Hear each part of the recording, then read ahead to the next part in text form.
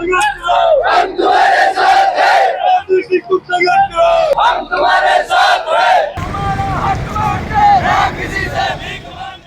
Shardul sports school के आगे mess का भत्ता बढ़ाने और कोचेज की मांग को लेकर क्रीड़ा भारती की ओर से 11 दिन से आमरण अनशन जारी है, लेकिन सरकार है कि उनकी सुनाई नहीं करी। आज मजबूर होकर जो खिलाड़ी है और जो छात्र है वो सड़कों पर उतरने को मजबूर हो गए हैं। जिला कलेक्टर को ज्ञापन सौंपने जा रहे हैं, उनसे बात करेंगे किस तरह की मांगे हैं और आखिर क्यों सरकार उनकी नहीं सुन रही। क्या मांगे आप? सर मेरा मानना है कि सर सब एक खिलाड़ी को बनने के लिए 3 चीजें मायने रखती है। एक तो कोचेज, दूसरी चीज डाइट और तीसरी चीज उनकी रेस्ट की व्यवस्था। तो ये तीनों ही व्यवस्था यहाँ की एकदम बिल्कुल दुरुस्त है। और यदि मैं बात करूँ कोचेज की तो 12 में से 10 पद कोचेज के खाली पड़े हैं। मुझे लगता है कि यदि यहाँ पे द्रोणाचार्य ढंग से नहीं होंगे तो अर्जुन कैसे तैयार होंगे, नीरज चोपड़ा, साइना नेहवाल, पीवी सिंधु कैसे यहाँ से निकलेंगे। तो सबसे पहले कोचेज होना बहुत जरूरी है। उसके बाद सेकंड पॉइंट आता है डाइट। एक खिलाड़ी के लिए डाइट सबसे ज्यादा मायने रखती है, क्योंकि यदि अच्छे ढंग से डाइट लेगा तो जल्दी उसकी बॉडी में रिकवरी होगी। तो और डाइट का भी सबसे, और डाइट की मैं बात करूं, सबसे ये शर्मनाक बात है कि 2007 में 100 रुपए डाइट थी और आज 17 साल हो गए, अभी तक उनपे डाइट में कोई बढ़ी नहीं है। और आप देखते होंगे कितनी महंगाई बढ़ी है, लेकिन इसके बावजूद डाइट में कोई भी इजाफा नहीं हुआ है। और मैं सरकार से निवेदन करता हूं कि कम से कम डाइट 300 रुपए मिनिमम होनी चाहिए खिलाड़ी के लिए।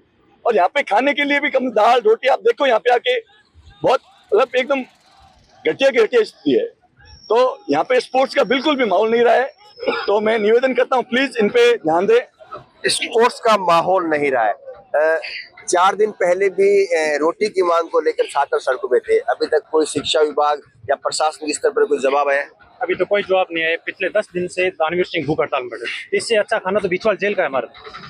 पिछले 2007 के बाद कोई डाइट में बढ़ोतरी नहीं हुई।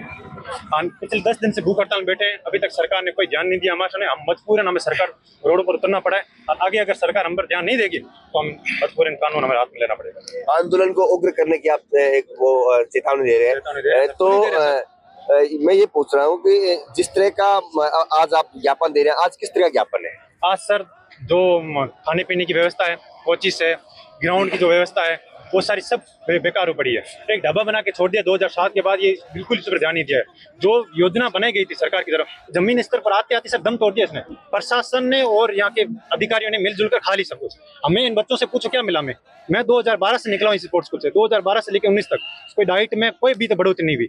और कोच है वो सब अपने रूम में बैठे रहते हैं, कोई ग्राउंड पर नहीं आता। और पिछले कुछ सालों से बिल्कुल विकास नहीं हुआ। मैं धन्यवाद करूंगा दानवीर सिंह का, जो इस प्रकार से सरकार का कंठ पकड़ने काम किया है। हम पूरे समर्थन के साथ हैं, चाहे कुछ भी हो जाए, हम दानवीर सिंह के साथ चलते रहेंगे। दानवीर के साथ चलते रहेंगे। उन्होंने ये भी कहा है कि अगर हमारी बात मांगी मानी नहीं गई तो वो दिन भी दूर नहीं जब छात्र सड़कों पर उतरेंगे और आंदोलन को उग्र करेंगे। कैंप पर्सन साथी राजेश संगानी के साथ त्रिभुवन रंगा, पॉलिटिकल पंचायत बीकानेर।